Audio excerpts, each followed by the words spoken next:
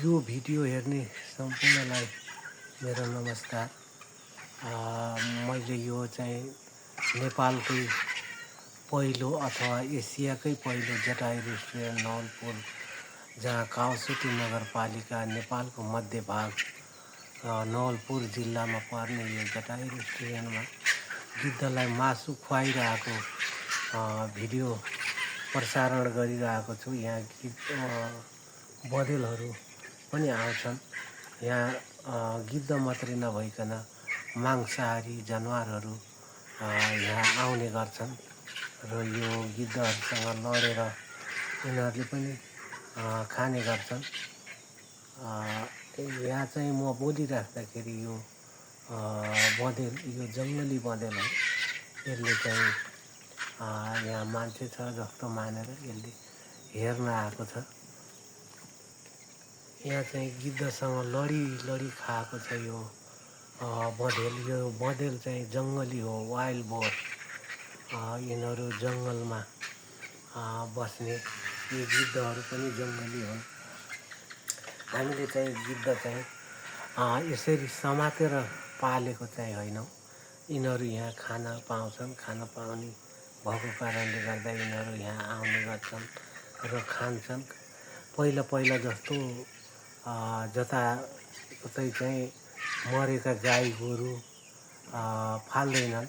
अहिले चाहिँ गाउँमा पहिला हजारौँको सङ्ख्यामा गाई गोरु हुन्थ्यो भने अहिले गाई गोरु पनि त्यति पाल्दैनन् र सबै वैदेशिक रोजगार अथवा जागिरी भइसकेपछि यो गिद्ध चाहिँ मांसाहारी पन्छीमा पर्छ। यिनी मासु खाने पन्छीमा पर्ने भएको कारणले गर्दाखेरि यिनलाई नवलपुर जिल्लाकै मरेका गाई गोरु चाहिँ ल्याएर यो ठाउँमा राखिन्छ र गिद्धलाई शुद्ध आहार खुवाइन्छ। पहिला गिद्धहरू चाहिँ प्रशस्त पाइन्थ्यो र अहिले गिद्ध हेर्नलाई नवलपरासी, जहाँ कावासोती नगरपालिका वडा नम्बर 7 मा जहाँ नमुना सामुदायिक वन छ, त्यहाँ चाहिँ गिद्ध हेर्न आउन पर्ने हुन्छ। अहिले गिद्ध जता पाए त्यता पाइँदैन। हिजोको दिनमा गिद्ध चाहिँ करोडौँको सङ्ख्यामा भएको गिद्ध चाहिँ यो डाइक्लोफेनक नामको औषधिले गिद्धलाई चाहिँ तत्कालै त नमर्ने, सिनो खाइसकेपछि केही दिन अथवा केही महिना, केही हप्तामा गिद्धको किडनी फेलियर भएर गिद्ध मर्ने रहेछ। हामीले त्यसमा होस पुर्याएनौँ। यो हाम्रो एग्रोभेटका डक्टरहरू, जुन पशुको उपचार गर्ने डक्टरहरूले गिद्धलाई चाहिँ उहाँहरूले विनाशै गर्नुभएको रहेछ। उहाँहरूले पनि जानेर होइन, अनजानमा गर्नुभएको रहेछ। यो पशुमा लाइने डाइक्लोफेनक र यो प्यारासिटामोलले चाहिँ गिद्धको किडनी फेलियर भएर चाहिँ गिद्ध मर्ने रहेछ। र हामीले चाहिँ यो क्षेत्रमा मरिसकेका गाई गोरु जाँचबुझ गरेर मात्रै यो क्षेत्रमा ल्याएर गिद्धलाई मासु खुवाइन्छ र यिनीहरू चाहिँ विगत 20 वर्षदेखि संरक्षित छन् यो क्षेत्रमा। हेर्न सक्नुहुन्छ बँदेलहरू अति नै धेरै बँदेल भइसकेको छन् यो क्षेत्रमा।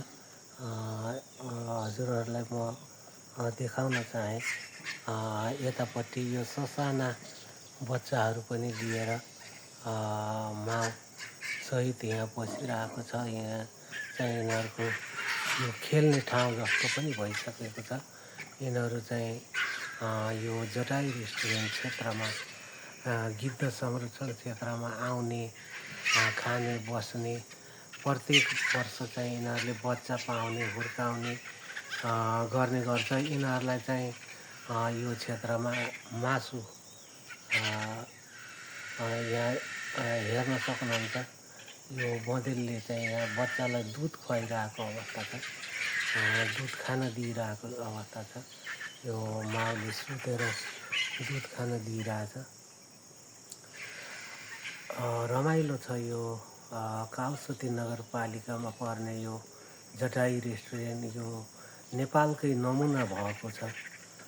यो भिडियोलाई हेरिसकेपछि सब्सक्राइब गर्न नभुलिदिनु होला, सेयर पनि गरिदिनु होला।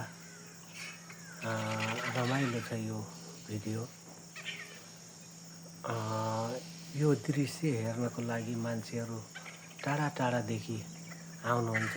हजुरहरूलाई मैले यो भिडियो मार्फत देखाउन खोजेँ। दुईटा बँदेलले चाहिँ दुध चुसाइरहेको अवस्था छ यहाँ। यो भिडियोलाई लाइक सेयर कमेन्ट पनि गरिदिनु होला।